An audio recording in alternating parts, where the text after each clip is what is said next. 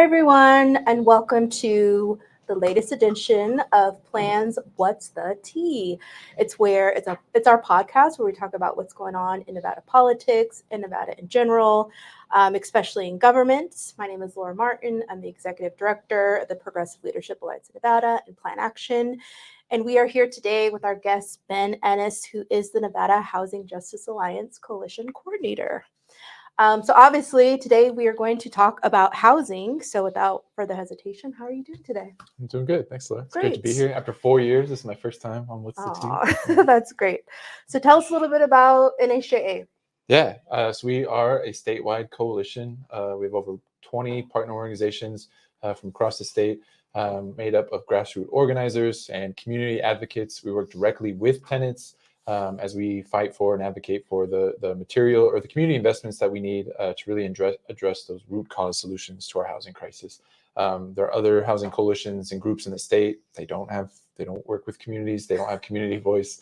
They really support, when we say root cause, the things that address, the bleeding and the crisis right now in the moment, as we often say, and no, we can't wait to build our way out of this crisis. We were founded about 4 or 5 years ago. I'll speak to that again in a moment. And it's so great to be here. Yeah. So you sound very passionate about the fact that NHJA's, the coalition partners, are base building organizations and work with actual tenants. Do you have personal experience of being housing insecure? Yeah, absolutely. So growing up in Las Vegas, although I am based in Reno now, I feel like a lot of my entire youth was defined by housing instability. And I'm grateful that it led me here into this role. But now the power of my position to make sure that no one else has to go through that experience. And so that was multiple evictions, on both sides of my family, in terms of, divorced parents, losing all my belongings, being separated from my folks. One of those instances, that'd be the last time I ever saw my father in that case. And so again, really want to make sure that families, kids and everyone are protected and stable. Mm-hmm. So you mentioned that NHJA was formed about 4 to 5 years ago, and one of the catalysts was the city of Las Vegas criminalizing outdoor camping, or basically homelessness.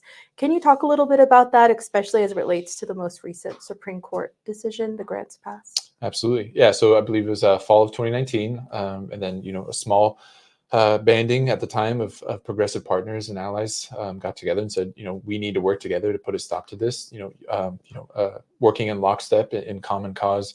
To show the power of coalitions unified on singular issues. And then, fast forward a little bit, COVID kind of took over 2020, obviously in the narrative, but gave the coalition immediate priorities of emergency rental assistance and eviction moratorium. And again, fast forward from there. And before the Supreme Court's decision, or even they heard the case, over the years, we're still continuing to see our local governments, Reno, Sparks, Washoe, probably parts of Clark, but don't quote me on the Clark part, continuing to think it's okay to criminalize those who are down and out, to say that it's illegal to be poor. And as you said, on April 22nd, the Supreme Court began hearing the case, and then I'm forgetting the date. It was Friday, June 30th, maybe June 30th. They in a 4-3 split vote, or maybe 5-2, to at least told in Nevada's side that, go ahead, it's okay. Gave kind of the green light or thumbs up to say that not only is it illegal, but we're encouraging you to do that. And again, as I said, to punish, penalize those who have no other options. I'll pause there if there's more. So we know that Las Vegas has these laws. We know the governor vetoed all of our housing bills that would have kept Nevadans housed. The governor of California, why can't I remember his name? Gavin Newsom announced this week that they're removing every encampment. So what does all this coming together, what does this mean for Nevada? Yeah. So I think first, kind of narratively and ideologically, I think it affirms, again, kind of diabolically confirms what some folks believe is that, there are classes or tiers of people. And so, so often in our work, tenants or renters are viewed as their own class and kind of lesser than homeowners or property owners. And then that, even below that is unsheltered folks, in our kind of bootstrap yourself up kind of culture, it's folks' fault that they're down and out. It's not that the housing crisis or the distortions and manipulations in the housing market, which we'll also, I think, talk about today. So reaffirms those really like negative biases in that narrative. And I think what's scary, to consider the population growth that we've seen in Reno and Las Vegas, a lot of folks, leaving California, and through these, try not to call them sweeps, but, I think they're raids, when these unsheltered communities are so kind of violated and devastated. And I think, we'll see that trickle over as well, which is scary though, because there's no protections for them here. And then from there, I'm afraid that our local leaders across cities and counties will take inspiration, and I hope Lombardo doesn't follow Governor Newsom's example, but to embrace those kind of like brutal practices, because again, we already had these ordinances in the lead up to the Supreme Court case, and they only confirmed it. So it's worrisome right now. I think it's also worth noting, since Governor Lombardo has vetoed all of our bills, the homeless rate in Nevada has increased by 17%. So he's not keeping Nevadans housed. And what did he say? It's because people don't try hard is why they get evicted. More or less, I'm sure. Yeah, I try not to spend so much time with the garbage that comes out of his mouth. Exactly. Well, on a better note, so the NHJA obviously has a lot of coalition partners, including Plan, and we work with the Homes Guarantee, which is a national campaign to build social housing and to keep everybody housed. We have been working with the White House. We've sent tenants to the White House several times. And what has come out is rent caps, which we call neighborhood stability. And neighborhood stability includes a lot of other things, but also rent caps and adding teeth by putting some regulations in there to protect renters from landlords who don't acknowledge the rent caps. Can you talk a little bit about how that helps people? Because I read somewhere that rent caps hurt Black people. Yeah, you're gonna have to pass that along to me. That is a worrisome claim, and it sounds like the opposition is scared and will say anything they can to make sure that doesn't get passed. So it was very exciting news. I think many of us were surprised and caught off guard in a good way from Biden's announcement. I think there's maybe a long way to go until that can be implemented and fully realized. But if we talk about the narrative, which really isn't this intangible thing, but it's just like the real conversations happening, whether locally in our communities or in our state, but also nationally, so that there is this attention at our country's housing crisis. And we know our state is experiencing the brunt of it in a lot of ways, Yes. but that many cities and states across the country are feeling similar pain. And so for him to come out and say, your rent can go up past 5%, when we know since 2016, rents have gone up by 70%, since 2020, rents have gone up by at least 20%. And a lot of, plans leaders or other partner organizations from the coalition, their members, volunteers and leaders, when they receive those $100 or multiple $100 increases, taking advantage of crises, passing down when property landlords, property owners, managers pass down their costs to tenants who can't pass down their cost to anybody else, that really squeezes them and breaks them.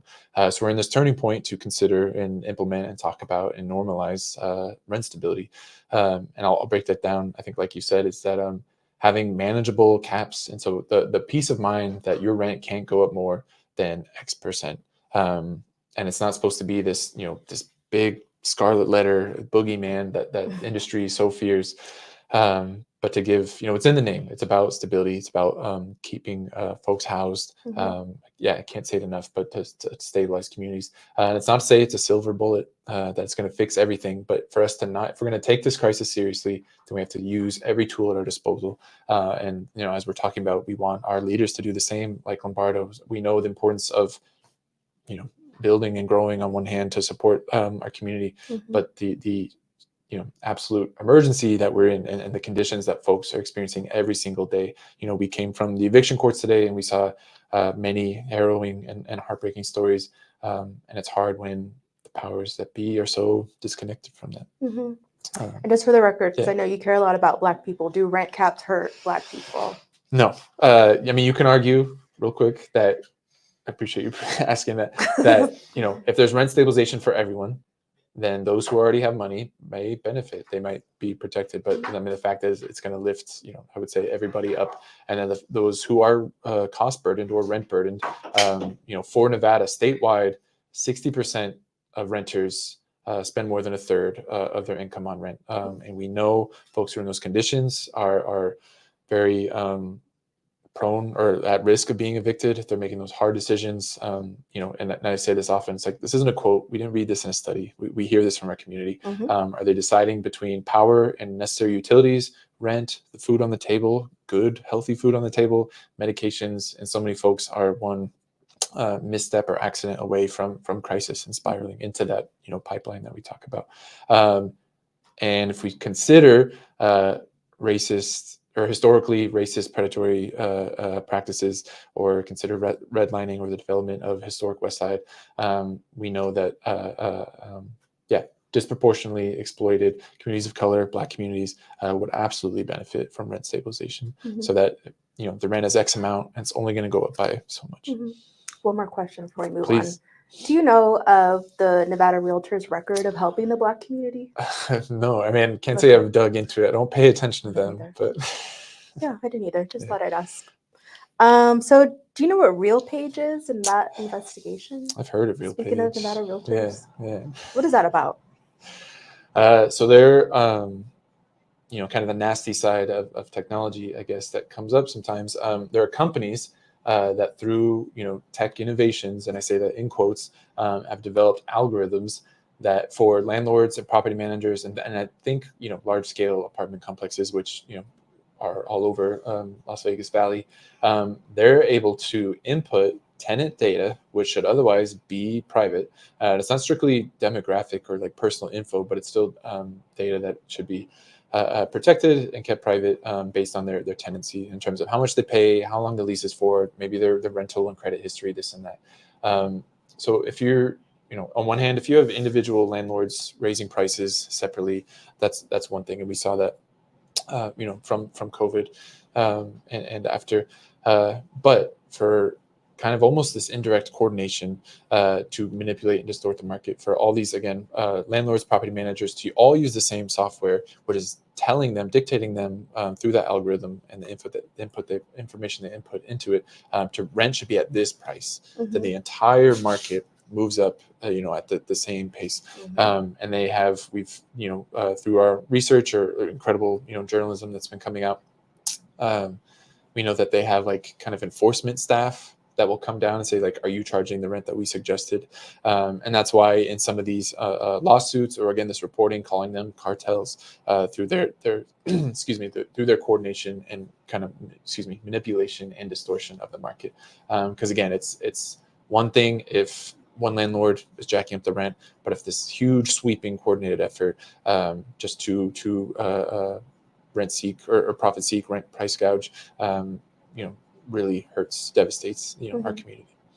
So it sounds like the realtors are pushing a product, and each neighborhood they're holding down, they're fixing the price for their main distributor, RealPage, Marlowe, whatever you want to call it.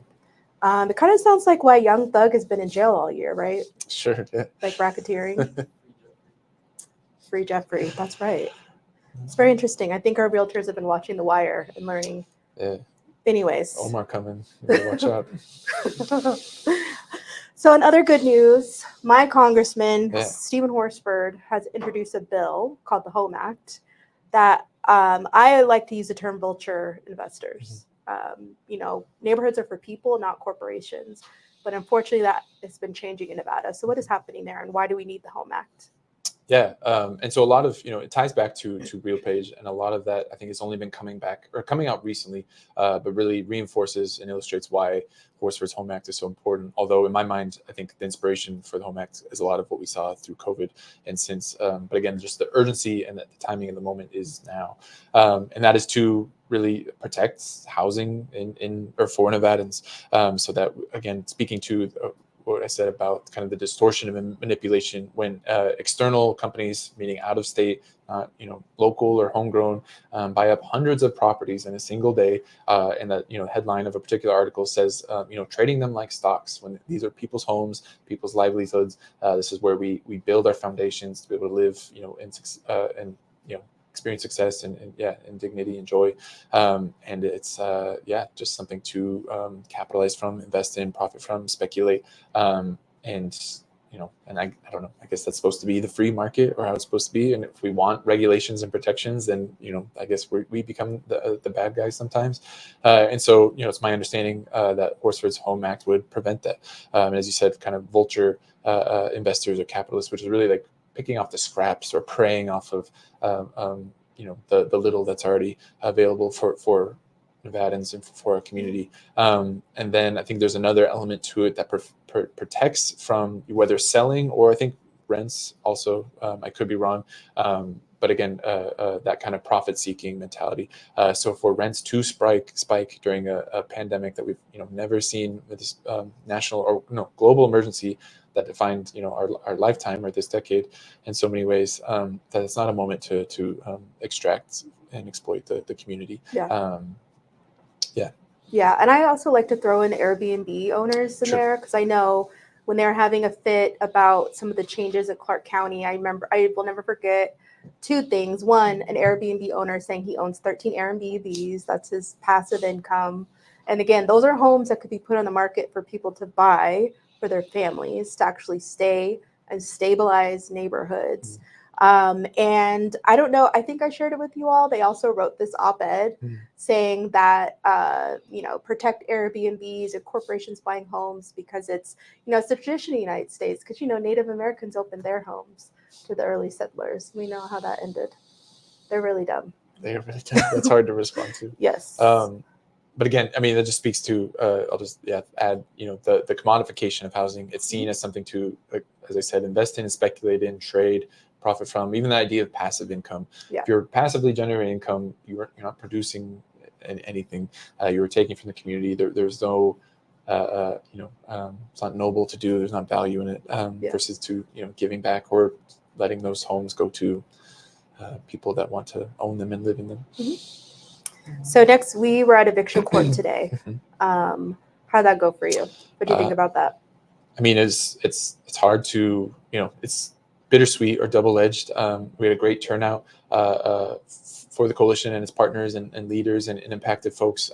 We spent over an hour in the courtroom, and again, trying to uplift the tenant experience, give power to the tenant voice, show solidarity. But again, I think spoke to earlier a lot of harrowing, heartbreaking stories. But I think a lot of us need to see that and kind of stay with that. So again, if anyone ever forgets why we're doing the work we're doing or what we're fighting for, and folks can see again, as we've talked about, how our affordability crisis and our rapid and unfair eviction process creates this pipeline to becoming unhoused. And then when we first got inspiration last year after Lombardo's vetoes of our bills, that folks were having different experiences depending on where they went to eviction court. We have champions in the community that say the justice court is the people's court and they serve the people, and that's what they're going to do, and they will do everything they can to make sure folks have dignity and receive some amount of compassion while they're in there, opposed to kind of this cold, dismissive atmosphere where they're churned out. And I said this earlier today, but through some of the cases today, I feel like folks were chewed up and then spit out. Again, like scraps or bones. Thinking about that like vulture imagery, we turned out. Folks turned out. We had press there. We weren't sure if that was going to happen with some surprise announcements today, but we have a really all good was comms well. director. What else do I want to add to that? And again, this is all about the need. My personal priority for eviction reform, changing that process. No one should have their life kind of upended or almost ruined so quickly. And there should be care and dignity and time and resources. I do want to say one of those allies is Judge Belinda T. Harris. Absolutely. She's a Black woman. We say her name. We bring it in the space. Heard. I mean, I name dropped her today. I think trying to respect people's. So definitely, I want to say Belinda Harris and Jonathan Norman from Legal Aid. They're the reason why Plan and Ben created the training. So we've been able to train probably hundreds of volunteers, partners to court watch. I know people have done it in Henderson. I think Washoe, Reno, maybe. Not yet. Not yet. And then of course in Las Vegas or North Las Vegas courts. Yeah. And it's really important because again, governor thinks people aren't trying hard enough. Realtors tell the story that, you can't pay your rent because you bought a PS5 or you have nails, and which is very racialized commentary. Right, gendered. Yeah. But we have to tell the truth. And I didn't tell you this, but I paid someone's rent today. We were listening to somebody who was 2 months behind because they lost their job, because they were in the hospital because of domestic violence. They have a 2-year-old and a 1-year-old. And the landlord saying, I need my money today or you're being evicted. Yeah. And it's like the judge acts like they can't do anything. But it's like, we're the state with the #1 instances of intimate partner violence. And here's someone standing in front of you who is fired for being hospitalized, for being, assaulted. They found a new job. They're not going to get their new paycheck yet, obviously. And you're still just like, sorry. Yeah. It's infuriating to do these. I appreciate that you did that, and there were moments I was wondering if you were. So I'm glad to hear that, and I hate that story. I don't know, when I think about, it's a couple of things I want to say, and my voice keeps cracking.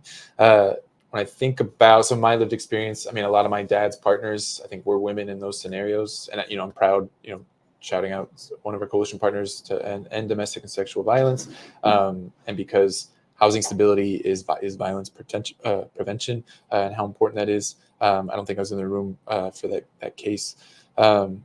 And going back again to the model and example that Belinda T. Harris sets, and the North Las Vegas Justice Court, where that's just their philosophy, like I said. And we've seen some examples where we're seeing those stays granted when we weren't seeing them. And when I say stays, I mean delays to those evictions in Las Vegas Justice Court. And you said the smile part. There's something very off-putting in that juxtaposition of, we're talking about awful, awful scenarios and conditions. And of course, you want to treat people warmly and kindly, but when you're shoveling them out and then kind of turning on this fake cheesy smile, is just always, for me, very disrespectful. Yeah. So the woman the person, I don't want to show their identity, the person we were able to help because of domestic violence, could they also have been helped if Joe Biden had just listened to Lombardo and sold federal land? No. That's the short answer. And of course, we going back to the coalition's mission and values and being root cause focused, and what we need to do. And I think it didn't say already, but if we leave it to just simply waiting to build our way out of this, that supports and upholds the status quo, when a lot of the status quo got us into this. And so we need, I'm going to trust that those who build, they'll build when they can and when they want to and need to, and that their processes will work. But we cannot ignore, to use that tenant's story, not only care and compassion, but rental assistance that works, eviction process that is fair and humane and doesn't spit people out. Unsheltered populations rising with our heat wave, unsheltered deaths that are also rising. And we were only out there for an hour for our event, and I think a lot of us were struggling, and feeling it. And imagine being out there all day, and to be, in so many ways, the most powerful person in our state, and then just, I think, sit back, kick your feet up, ask for help, and do nothing about it, is the most frustrating thing in the world. It's also good to note that his wife is the managing director of one of the biggest real estate firms in the state. Perfect. Who's currently leasing out government buildings. Gotcha. Well, we know there's so many realtors already in Carson at the legislature, so we know what we're up against. Too many. Speaking of, I know the Assembly Dems had a policy summit. Did they invite you? No, they did not. Oh, I saw Speaker Yeager speaking to a promising candidate at a coffee shop, but I was like, "Whoa, a celebrity!" But they didn't let me in. Of course. Did you have a donut? He might have listened if you had a donut shoved in his face. Lombardo? Yeager. Oh, Yeager. Sorry. Oh, because he's the cop. Chorizo. So what are the next steps? Are you going to court watch tomorrow, or what are we doing? So let's see. In some ways, our court watching will be slowly waning, so that we can compile our data. Again, we've since the new year, observed hundreds and hundreds of hearings, and we want to be able to have not only pull community, but also pull legislators in separate conversations to present our findings, and again, really uplift the priority that is eviction reform and the tenant experience, and what community is up against. I can't even describe the space I just came from and all the the detached, ambiguous, and abstract mechanisms and tools when talking about housing, and there's nothing about the lived and real experience about it. So we'd like to do that, but I think there's definitely value and importance of just turning up and showing out. I think surprise notices to make sure that, again, hearing masters or judges are still being fair to tenants when they have that power. And then I think, getting ready for legislature, I guess. Yeah. So that kind of wraps it up. Yeah. I mean, of course, we have to end with a call to action, and I have one. Okay. But what do you think a call to action should be? I don't want to take yours. I don't think you know what mine is. Okay. Well, I mean, I know tomorrow there's a monthly housing You meeting. have to get it right because there's a balloon that's going to pop. Okay. Yeah. Well, I mean, folks, again, whether you're interested and motivated and eager and inspired, you've impacted by housing or not, or you just care about your neighbors and community, and you want your neighbors to stay your neighbors and not be pushed out and have all these new folks that you don't know or trust yet, join us. I know Plan is having their monthly housing meeting tomorrow. Thursday, August 1st, 5:30 p.m. I believe it's hybrid, so you can come down in person if you're. Kind of right, though. Okay. August 1st. So August 2nd? No, August 1st. Okay. Oh, I hear you. Gotcha. Sorry. Okay. Anyway, August Thursday, 1st. August 1st, 5:30 p.m. hybrid. So come down to the Plan office if you're local, if you're able to, hop on Zoom. But get involved. Talk to any of our partner organizations. There's so many doing great work. And we can't do this alone. As again we talked about, we uplift community. We're not going to do this without you. Yeah. Perfect. Thanks. And on August 12th, the Public Utilities Commission, another menace who's picking our pockets by raising our rates. August 12th, up north, there's going to be an action. Check out Plan's Mobilize page, PLA Nevada Mobilize page. Sign up, meet us there. Help us hold the Public Utilities Commission accountable. Plan action, you can look at our Mobilize page for the monthly housing meeting, August 1st, or maybe not. We'll share it. And definitely thank you all for tuning in and subscribing to our YouTube. Please make sure you are currently registered to vote, you're paying attention, you are studying the candidates, and that you are participating. So thank you. Thank you.